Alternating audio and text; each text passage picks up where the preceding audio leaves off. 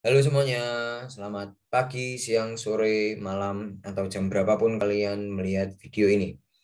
Nah, jadi kami dari kelompok 2, pada video kali ini kami akan mempresentasikan hasil diskusi dan jawaban kami atas pertanyaan yang telah diajukan pada mini case minggu ketiga tentang talent management. Sebelumnya, izinkan saya memperkenalkan teman-teman saya dan diri saya sendiri. Yang pertama ada Iksan Hidayat, kemudian Rizky Anugrah Luhur, Brina Okta Sahara, Sri Utami, Anissa Nur Kamila, Abdul Khalid, Aisyah Kuryatu, dan Sori Manifan Soib, saya sendiri. Next, langsung mulai saja. Untuk pertanyaan pertama, yaitu lingkungan bisnis apa saja yang terpengaruh saat era VUCA dan apa pengaruh perubahan lingkungan di era VUCA pada pengelolaan talenta perusahaan saat ini. Nah, apa yang berbeda dengan pengelolaan talenta sebelum era VUCA muncul? Next. Nah, sebelumnya kita perlu memahami terlebih dahulu apa sebenarnya yang dimaksud dari VUCA. Jadi VUCA itu merupakan akronim dari volatility, uncertainty, complexity, dan ambiguity. Dan VUCA sendiri ini merupakan kebalikan dari SCSC atau stability, certainty, simplicity, clarity. Itu sebenarnya ya kebalikannya aja gitu. Jadi perubahan lingkungan bisnis dari SCSC menjadi VUCA itu mempengaruhi lingkungan bisnis kayak secara menyeluruh mungkin ya. Mungkin bisa saya bilang lebih dari 90%. Saya juga nggak tahu presentase fixnya itu seperti apa, tapi seharusnya sih semuanya, hampir semuanya, atau bisa dibilang semuanya itu pasti terpengaruh. Nah, di lingkungan bisnis sendiri terdapat beberapa contoh yang bisa saya sebutkan seperti perusahaan manufaktur, bisnis transportasi, bisnis retail, dan lain sebagainya. Kebanyakan itu diakibatkan dari perkembangan teknologi. Nah, pengaruhnya perubahan lingkungan tersebut terhadap talenta manajemen itu ya secara menyeluruh sebenarnya semuanya juga terpengaruh pastinya. Salah satunya juga pengelolaan talenta itu sendiri. Nah, jadi dengan adanya VUCA ini mulai dari pengelola talenta yang dikelola hingga pengelolaan talenta itu sendiri secara keseluruhan itu mau nggak mau harus menyesuaikan diri untuk bisa bertahan dalam era VUCA. Nah, yang pertama ada volatility. Next. Volatility.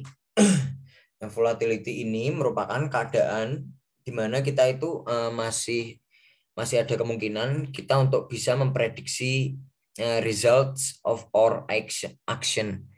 Ini di bagian kiri menuju ke arah plus. Jadi kita di volatility ini kita masih bisa memprediksi hasil dari tindakan kita. Dan di bagian bawah ini, how much do you know about this situation? Itu juga ke arah plus. Jadi kita itu juga masih bisa menggali informasi untuk mengerti situasi yang kita hadapi. Gitu. Nah, secara teoritis terdapat beberapa pendekatan yang bisa dilakukan untuk menghadapi volatility. Salah satunya seperti investasi untuk cadangan sumber daya yang dapat dimanfaatkan untuk bertahan ketika kita terkena dampak negatif dari volatility. Nah, menurut saya pribadi sebenarnya pada intinya untuk menghadapi volatility ini yang dibutuhkan itu adalah gesit. Jadi dalam era VUCA ini volatility jatuh bangun itu pasti wajar banget kayak karena semakin besar amplitudo itu semakin mudah kita menjauh dari garis yang menjadi acuan statis. Jadi pasti dinamis dan amplitudonya itu bakal tinggi banget. Nah, dengan kita menjadi lebih gesit itu akan menumbuhkan sifat resilient di mana kita nanti akan mudah bangun ketika kita mengalami masa terpuruk pada dalam aspek volatility ini gitu. Karena menurut saya yang terpenting itu secepat apa kita bisa bangkit dari keadaan terpuruk gitu. Dan yang kedua ada uncertainty. Ini keadaan di mana kita tidak bisa memprediksi the results of our actions, tapi kita bisa menggali informasi untuk memahami situasi yang akan kita hadapi. Secara teoritis terdapat beberapa pendekatan yang bisa dilakukan untuk mengatasi uncertainty ini seperti investasi dalam informasi itu bisa pengumpulan, pengelolaan dan lain sebagainya, atau mungkin restrukturisasi seperti penambahan jaringan analisis yang tertera di gambar ini dan lain sebagainya. Tapi menurut saya pribadi pada intinya sebenarnya untuk mengatasi uncertainty ini kita itu harus lebih bersifat informatif dan observant. Kayak kita harus benar-benar banyak observasi, mengumpulkan data dan lain sebagainya gitu. Karena kan di era VUCA ini ada yang namanya teknologi itu kan lahir big data, big data. Kayak pengelola talenta itu harus memperkirakan talenta-talenta yang sekiranya dibutuhkan dan relevan untuk kedepannya gitu. Kayak mempertimbangkan berbagai macam faktor, menggali informasi sebanyak-banyaknya, kemudian memantau perkembangan lingkungan bisnis terkait dengan SDM itu sendiri dan lain sebagainya. Selain itu juga sebagai contoh, ketika ada faktor eksternal seperti pandemi COVID-19, itu pengelola talenta itu seharusnya lebih informatif dan observant agar bisa mengurangi peristiwa-peristiwa di luar kendali seperti ini. Nah, kalau misalnya mereka lebih observant, informatif gitu, mereka lebih mengerti situasi yang sedang dihadapi itu, persiapan dan perencanaan SDM itu yang menjadi tanggung jawab mereka itu menjadi lebih mudah untuk dilakukan gitu.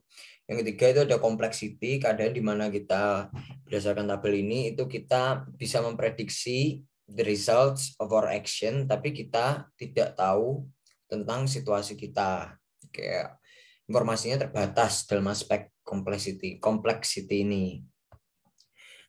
Nah, secara teoritis juga terdapat beberapa pendekatan yang dapat dilakukan untuk menghadapi complexity seperti restrukturisasi, merekrut atau mengembangkan spesialis, kemudian membangun sumber daya untuk mengatasi complexity dan lain sebagainya.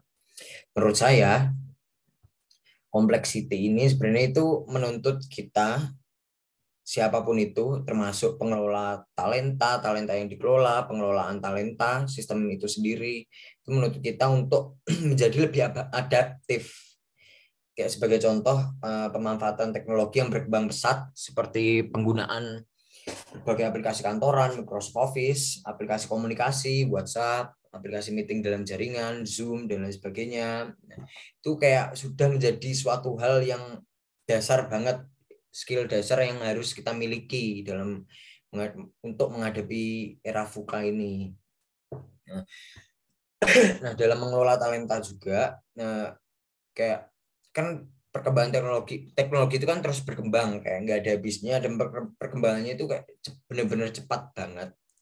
Nah, pengelola talenta ini kayak harus membentuk sebuah sistem di mana semua yang dikelola itu tidak ketinggalan dalam perkembangan teknologi itu tadi. Kayak entah mungkin misalnya konkretnya itu diadakan training untuk penggunaan aplikasi terbaru yang efektif dan efisien ketika muncul aplikasi terbaru. Jadi mereka itu lebih aware dan lebih mengerti terhadap aplikasi-aplikasi dengan teknologi terbaru yang lebih mempermudah pekerjaan mereka gitu. Yang terakhir ada ambiguity. Ambiguity ini itu yang paling sulit sebenarnya, kayak karena kita tidak bisa memprediksi the result of our action di gambar ini, dan kita juga tidak bisa mencari informasi apapun terkait dengan situasi kondisi yang sedang kita hadapi. Nah, jadi secara teoritis ada beberapa pendekatan juga yang bisa dilakukan untuk menghadapi ambiguity. Salah satunya seperti eksperimen untuk memahami cause dan efek dari suatu tindakan gitu.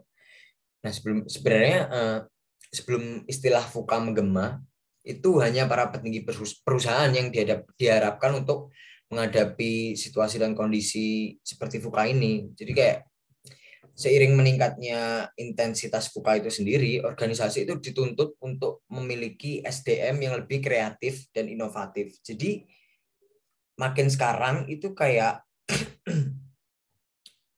bukan hanya petinggi ataupun pemimpin perusahaan yang diminta untuk kreatif dan inovatif untuk menghadapi kondisi VUCA seperti ini. Jadi seluruh subjek dari sebuah organisasi ataupun perusahaan itu sendiri itu diharapkan untuk memiliki kreativitas dan bersifat inovatif agar lebih mandiri, tidak selalu bergantung pada petinggi ataupun pemimpin organisasi atau perusahaan itu. Nah, jadi kurang lebih gitu. Pada intinya sebenarnya baik pengelolaan talenta sistemnya itu ataupun pengelola talenta ataupun talenta yang dikelola itu harus lebih bersifat adaptif untuk mengatasi kompleksiti, bersifat resilient atau gesit yang berujung pada resilient juga untuk bertahan dalam volatility, kreatif serta inovatif untuk mengurangi ambiguity, dan informatif serta observant untuk melawan uncertainty di era VUCA dibandingkan dengan era SCSC. Kurang lebih itu saja penjelasan saya. Untuk selanjutnya akan dijelaskan oleh teman saya untuk pertanyaan selanjutnya. Terima kasih. Sekarang kita sudah sampai di pertanyaan kedua, yaitu apa strategi perusahaan dalam mengelola talent saat ini, dan difokuskan pada perusahaan PNG, Mayora, Netmedia, Bank DBS, dan Gojek. Lalu selanjutnya kami disuruh untuk menjelaskan strategi-strategi tersebut dan mengelompokkan strategi-strategi tersebut sesuai dengan talent management proses. Bisa di next. Oke, yang pertama ada PNG atau Procter and Gamble. Terkait dengan era VUCA pada lingkungan bisnis masa kini, perusahaan PNG menghadapinya melalui organizational engagement di mana talent sebisa mungkin dipertahankan. PNG juga memandang merek serta karyawannya sebagai aset terbesar perusahaan, sehingga talent retaining dengan employee value proposition dan peningkatan produktivitas melalui sistem flexible working arrangement dianggap sangat penting. Strategi PNG sebagai perusahaan pada talent manajemennya dikelompokkan sebagai berikut ini. Yang pertama, ada planning. Tahap planning adalah tahap di mana seluruh proses job analysis yang menyangkut job description dan job specifications direncanakan untuk membantu tahap rekrutmen dan seleksi agar menjadi lebih mudah. PNG telah menyantumkan hal-hal terkait di website ofisial mereka seperti yang ada di layar ya, dengan runtut dan lengkap. Seperti yang sudah saya sebut sebelumnya, perencanaan dibuat dengan mengutamakan strategi yang dapat mempertahankan talent atau karyawan mereka. Bisa dilanjut?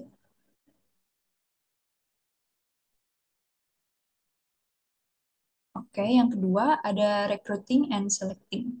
PNG melakukan tahap rekrutmen dengan diawali tahap application, assessment, interview, dan offer. Calon karyawan dapat melakukan tahap application dengan mengirim dokumen yang dibutuhkan pada website pgcareers.com. Kualifikasi, deskripsi pekerjaan, penawaran dari pihak perusahaan, dan informasi lainnya dapat diakses dengan mudah per pilihan lokasi serta karir yang diinginkan. Pelamar juga dapat bertanya pada recruiting assistant untuk informasi lebih lanjut pada fitur yang telah disediakan. Untuk memastikan bahwa setiap orang yang tertarik untuk bergabung dengan tim PNG memiliki kesempatan dan kemampuan yang sama, PNG memastikan proses perekrutan dapat diakses dengan mudah dan fleksibel, dari aplikasi hingga wawancara. Tim perekrutan PNG menyesuaikan kebutuhan pelamar dan apa yang terbaik untuk membantu mereka dalam menunjukkan performa terbaik kepada PNG. PNG tidak menggunakan agen perekrutan atau penempatan yang membebankan biaya di muka kandidat dalam bentuk apapun.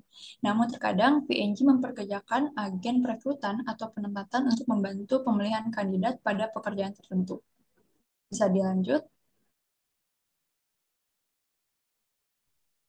Oke, yang ketiga ada developing. PNJ percaya bahwa pekerja yang turut aktif terlibat, beragam, dan cakap merupakan kunci keberhasilan perusahaan. Strategi kunci untuk menang di pasar bagi mereka adalah menciptakan tenaga kerja yang terampil, gesit, dan fleksibel. Oleh karena itu, terdapat serangkaian program pengembangan keterampilan bagi karyawan untuk mengembangkan keterampilan dan mendorong mereka menuju hasil bisnis serta kemajuan karir yang lebih baik melalui coaching dan mentoring. Program coaching dipercaya dapat meningkatkan kinerja dan kemampuan belajar individu melalui percakapan jujur dan interaktif. Karyawan PNG mendapatkan program coaching dan mentorship rutin di mana pelatihan formal serta bimbingan reguler dilakukan oleh manajer pada bidang terkait. Bisa dilanjut? Ya, yang ketiga ada managing.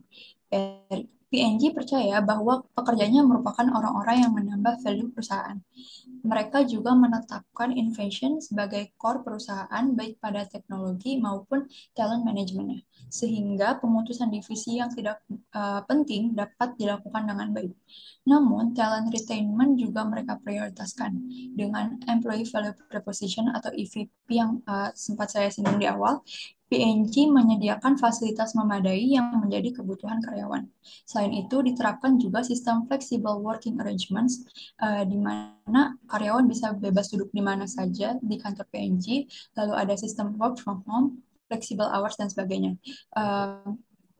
Sistem work from home mereka pun telah diterapkan jauh sebelum adanya pandemi. Dan sistemnya pekerja bisa memilih 2 hari dari seminggu untuk work from home. Lalu terdapat juga penilaian hubungan karyawan melalui alat seperti Corporate Engagement Survey dan Labor Relation and Compliance and Health Assessment Tool. Yaitu yang pertama itu survei keterlibatan karyawan perusahaan, lalu ada alat penilaian kepatuhan dan kesehatan hubungan tenaga kerja. Penilaian ini memungkinkan PNG untuk secara proaktif mengidentifikasi dan mengatasi masalah individu atau kelompok pada karyawan yang berpotensi memengaruhi keterlibatan karyawan, kebijakan perusahaan, atau kepatuhan terhadap undang-undang atau peraturan setempat. Bisa dilanjut? Oke, yang keempat dan terakhir ada compensating employees. PNG memiliki pilar yaitu diversity and inclusion, learn and grow, leadership, serta be proud as PNGers. Mereka tidak ragu untuk memberikan reward serta fasilitas kepada karyawan karena hal ini dianggap sebagai investasi ke karyawan juga untuk dapat bertumbuh demi perusahaan.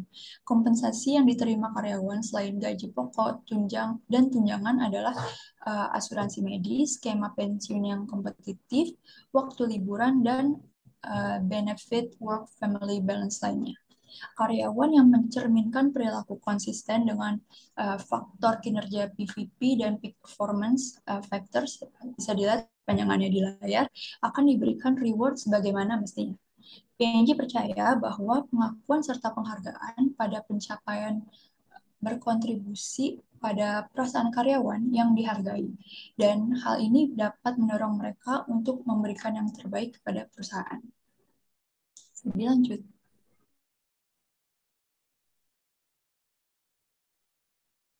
Baik, pada perusahaan yang berikutnya terdapat PT Mayora.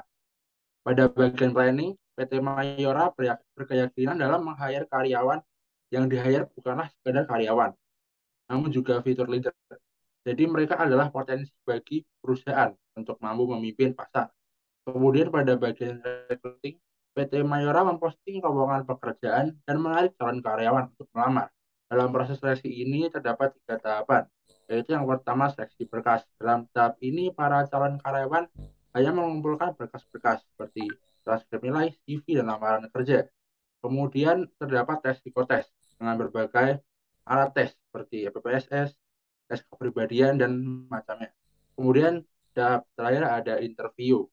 Oke, boleh di next.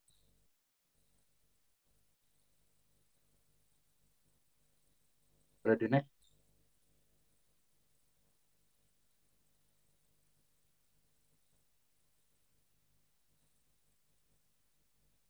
Baik, pada bagian berikutnya terdapat developing. PT Mayora dalam mengembangkan karyawannya terdapat pelatihan, training, atau yang disebut MIDAS untuk karyawan baru dan lama. Aspek yang diajarkan ada sikap kerja dasar, filosofi PT Mayora, good manufacturing, food safety, rasio safety, dan sistem jaminan halal. Kemudian pada bagian managing, PT Mayora menggunakan talent management online untuk mengelola data calon employee. Mayora berusaha menciptakan lingkungan yang sesuai dengan slogannya, yaitu aman, nyaman, dan berpeluang. Mayora percaya jika ketiga unsur tersebut diterapkan, karyawan akan semakin produktif dalam bekerja, bisa menjawab segala tantangan. Kemudian pada bagian compensating employee, selain gaji yang menurut beberapa sumber cukup besar, karyawan PT Mayora juga mendapat bonus setiap akhir tahun, mendapatkan tunjangan kesehatan, mendapatkan THR, karyawan juga mendapatkan program kesejahteraan seperti umroh untuk para senior serta pelentur. Oke, boleh next. Baik, sekarang kita berlanjut ke perusahaan net media. Nah, di perusahaan net media ini lebih berfokus pada dunia pertelevisian. Langsung saja yang pertama, planning.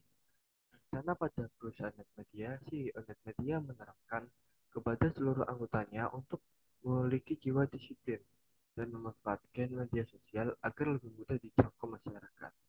Jadi, CEO yang bernama Wisnu ini menerapkan kepada seluruh anggotanya untuk memiliki jiwa disiplin agar terbiasa melakukan hal yang produktif. Dan dari kebiasaan ini pastinya akan disalurkan ke otak untuk menghadirkan sebuah kreativitas atau inovasi. Nah, kemudian dilanjut dengan bergerak ke media sosial. Media sosial sudah marak di zaman sekarang, dilakukan oleh masyarakat dan diakses. Maka dari itu, perusahaan net media lebih agak berfokus kepada media sosial. Contohnya seperti YouTube, Instagram, Line, dan sebagainya.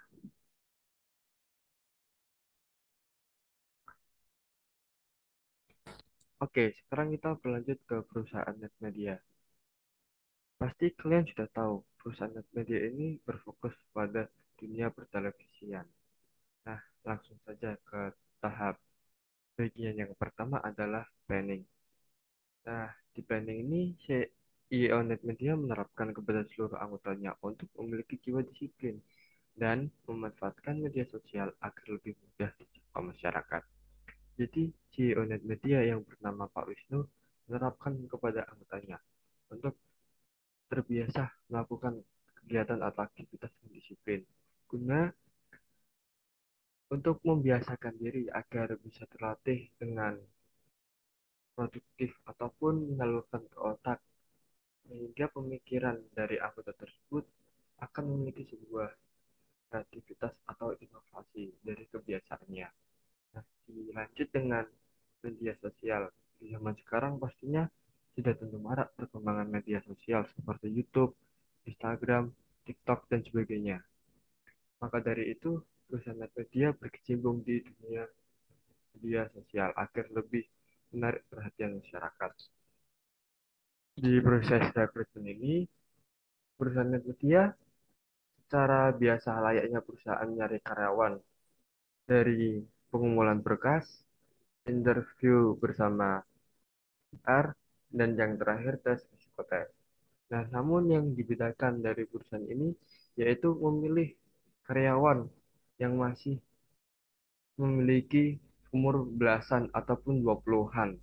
Karena orang-orang seperti ini yang memiliki jiwa jernih dan semangat tinggi yang bisa memiliki sebuah pemikiran yang lebih kreatif dan inovatif untuk bisnis ke depannya. Lanjut dengan manajemen pengelolaan. Pak Wisnu lebih menyarankan atau lebih memberikan sebuah bauran tentang keadaan misalnya dia dengan berfokus pada jiwa sosial yang tinggi. Jadi tentang kepedulian ataupun silaturahmi lalu dicodongkan ataupun ditingkatkan di perusahaan ini. Nah, layaknya sering melakukan sebuah diskusi informal dan menggunakan bahasa milenial agar lebih akrab oleh anggota-anggota di perusahaan media. Nah, dari sisi ini maka ketika mengalami sebuah permasalahan itu tidak akan terlalu rumit untuk diselesaikan.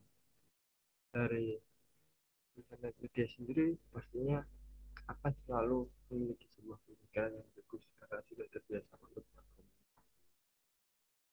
Namun perusahaan ini tetap tegas pada para pasiennya seperti karakteristik yang dimiliki oleh perusahaan media. Oke, berlanjut ke developing. Perusahaan media mengadakan pelatihan dasar militer selama 2 tahun dan bekerjasama dengan beberapa perusahaan seperti NetAlliance. Nah, jadi Pak Wisnu ini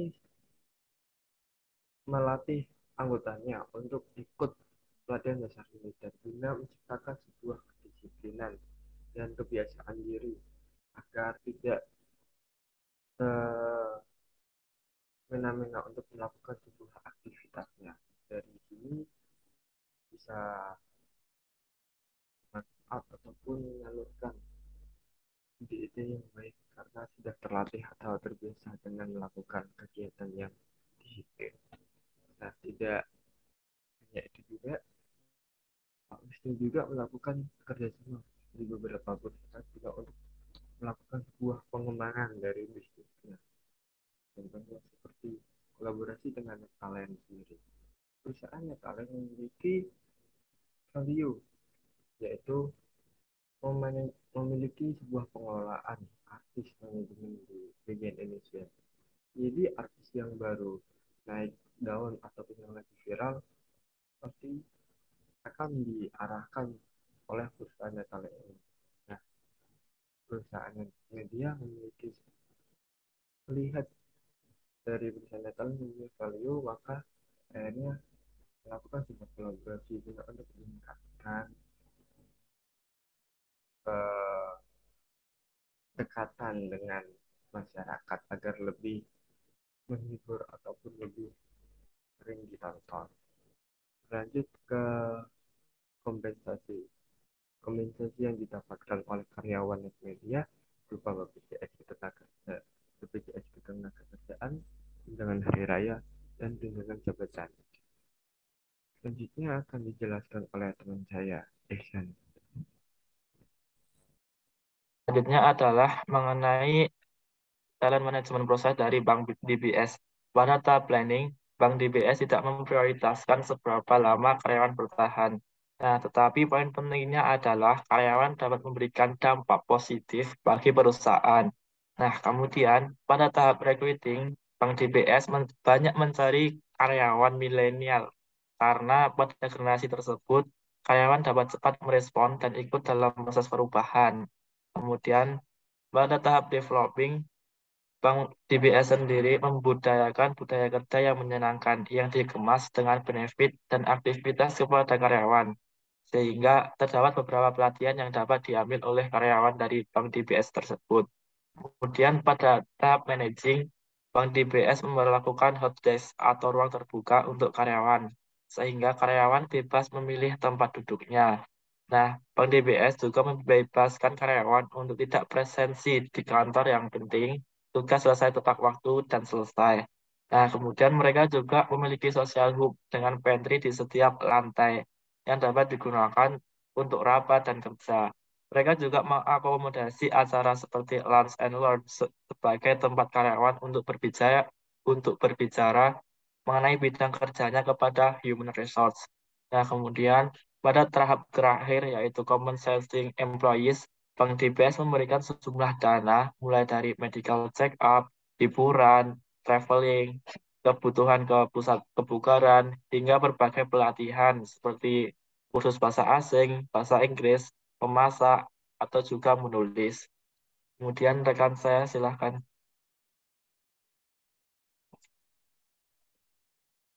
Next.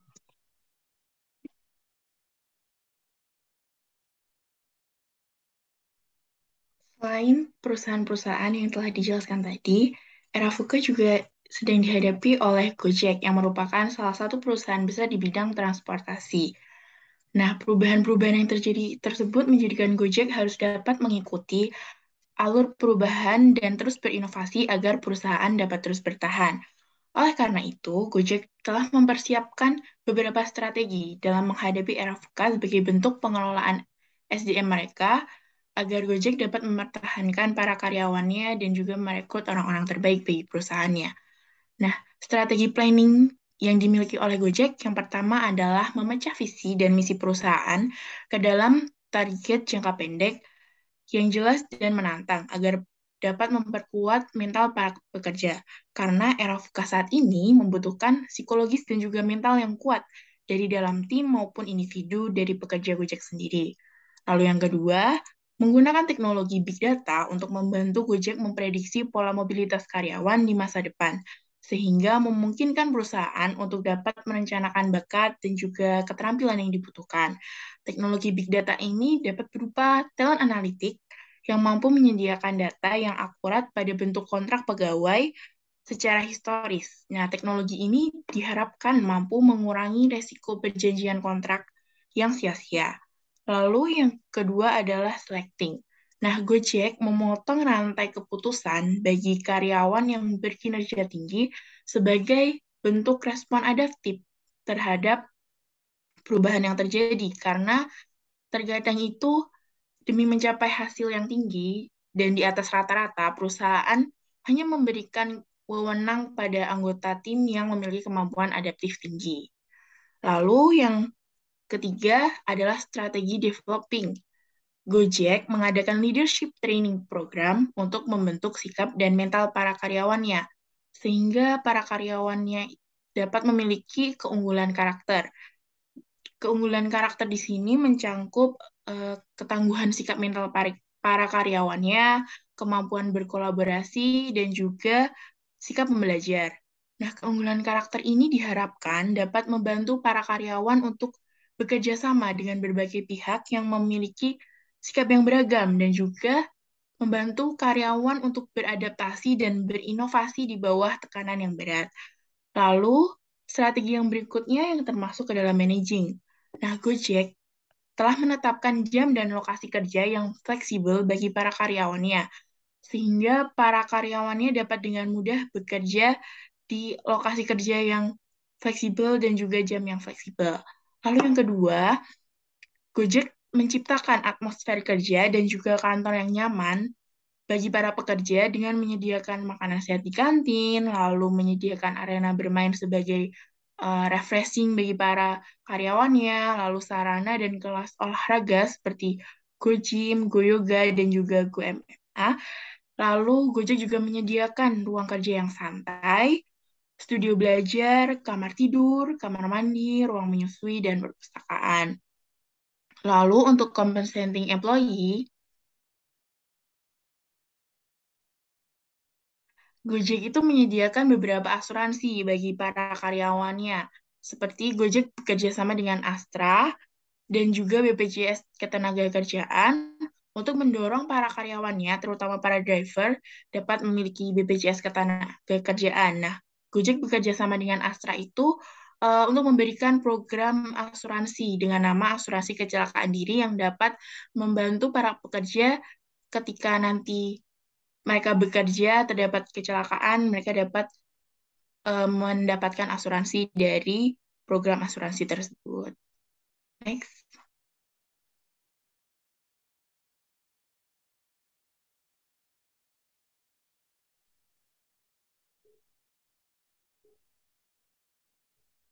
Selanjutnya yaitu pertanyaan terakhir mengenai apakah ada persamaan dan atau perbedaan dalam mengelola talent dari perusahaan yang berbeda industrinya seperti kelima perusahaan di atas atau perusahaan sebelumnya dan jelaskan.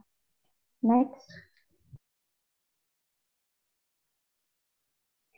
Yang pertama ada dari tahap planning. Dari tahap planning ini kami menemukan adanya perbedaan di mana setiap perusahaan memiliki fokus utama pada aspek yang berbeda dalam mencari talent yang akan di-hire. Misalnya, pada perusahaan net media yang bergerak dalam industri penyiaran televisi, media digital, dan pembuatan konten serta manajemen artis, mereka mencari spesifikasi talent yang memiliki tingkat kedisiplinan yang tinggi, di mana hal ini sangat dibutuhkan dalam memenuhi job description dan job specification yang dibutuhkan oleh industri. Kemudian, pada contoh lain yaitu perusahaan Gojek yang bergerak dalam industri teknologi dan transportasi, mereka mencari aspek talent yang memiliki kompetensi dan karakter, di mana kompetensi dan karakter ini dimungkinkan dan dimaksudkan agar talent bisa bekerja sama dengan berbagai pihak. Selain itu, talent nantinya mampu dalam beradaptasi dan berinovasi di tekanan yang berat. Pada intinya, tahap planning di setiap perusahaan berbeda karena perbedaan operasi atau hasil job analisis dari perusahaan tersebut. Next.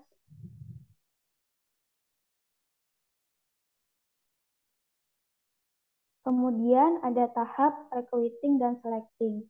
Terdapat perbedaan dan persamaan. Yang pertama ada persamaan, yaitu mengenai pada proses pengumpulan kandidat, setiap perusahaan memanfaatkan media sosial atau website untuk memberikan informasi mengenai perekrutan.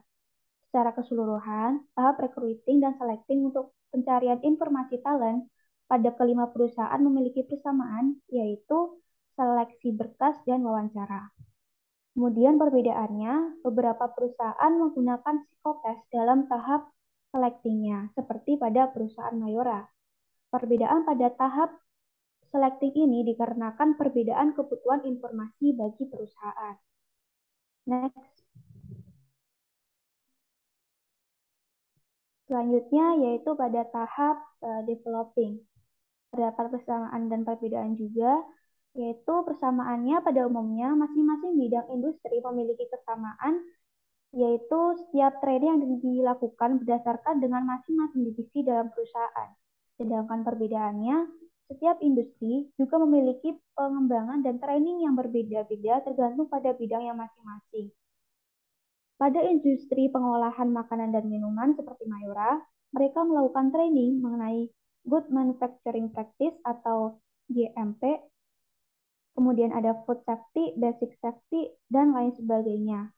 Sementara itu, untuk industri yang bergerak dalam bidang penyiaran televisi, media digital, dan pembuatan konten, serta manajemen artis, seperti net media, mereka melakukan training dalam bentuk pelatihan dasar militer untuk melatih kedisiplinan, yaitu pada perusahaan net media.